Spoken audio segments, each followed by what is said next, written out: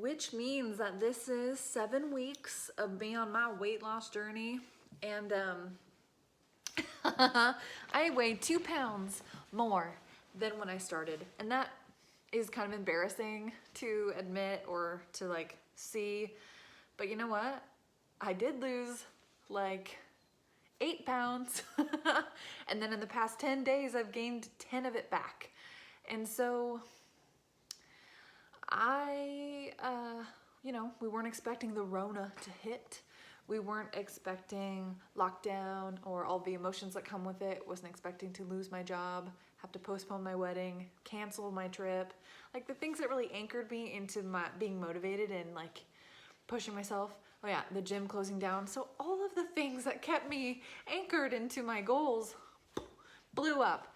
And so did my weight. Now I know that I didn't handle it the most positive or healthful way. I definitely am a binge eater, especially when I'm stressed out. I can eat to no avail. I never get full because I'm not actually hungry. My heart is empty. So I'm trying to like fill it up, but that's not how it works. So basically, if I were to be on vacation, I would be leaving tomorrow and I would be gone for 11 days.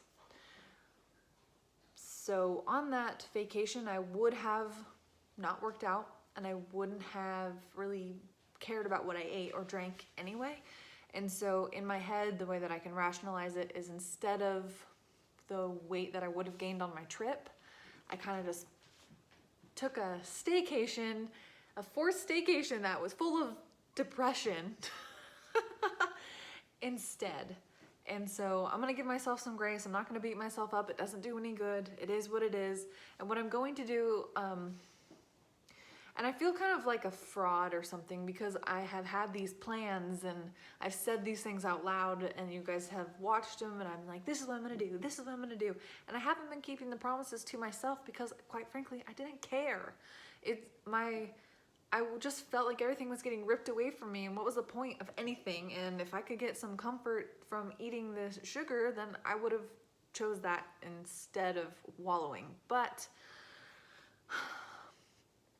almost 2 weeks of eating bad, it's like I can't, my rings are really, really, of course that slid off my finger easily then, but my rings are really tight, my knuckles are really swollen, my body feels weird, my bones, my joints, my muscles, everything is weirdly sore even though I haven't worked it out. My stomach's really inflamed, the scale is up, like I haven't been drinking water, I haven't been eating fruits and vegetables, I literally have been eating nothing but processed garbage and sugar, and it's catching up with me.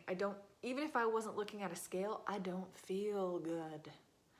Even my husband, he's a garbage, like a dumpster. He can eat anything and never be affected, but he's like, Beck, I miss eating healthy because I don't feel good. And so yesterday was our last day of like eating poor because what I discovered for myself is that the idea of taking more away from me wasn't sitting right. It was giving me more anxiety and thus making me want to eat more. So instead of taking those things away, I'm focusing on what I can add into my diet, which fruits, vegetables, and not just diet, but things I can enter back into my life, like water and vitamins, movement, the essential things, like the foundational things that I just let blow up.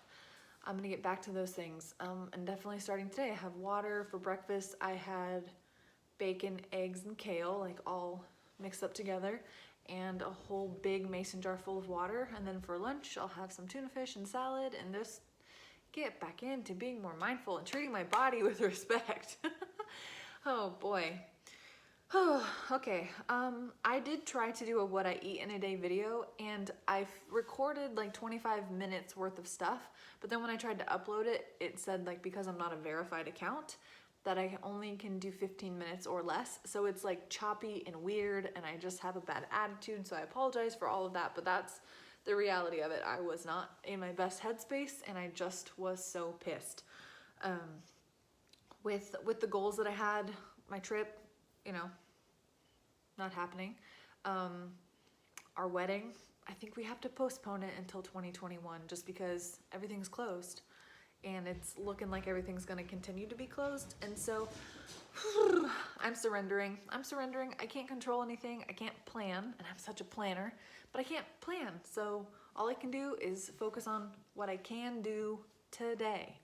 And what I can do is move my body, create art, make these videos, connect with my friends, eat well, and just try my damnedest to live my best life, even though we have so many restrictions. It is possible. I just have to be a little more go with the flow and just relax into it a little bit. It's not going away.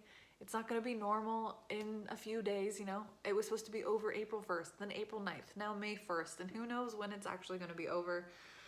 I surrender. I'm not going to stress out. I'm just going to love myself, love my family, pet my dogs, and do the things that the universe is trying to teach me, because I've always been such a regimented, strict, hardworking. I have a schedule, and I fill that sucker to the brim, and I run until I collapse every day.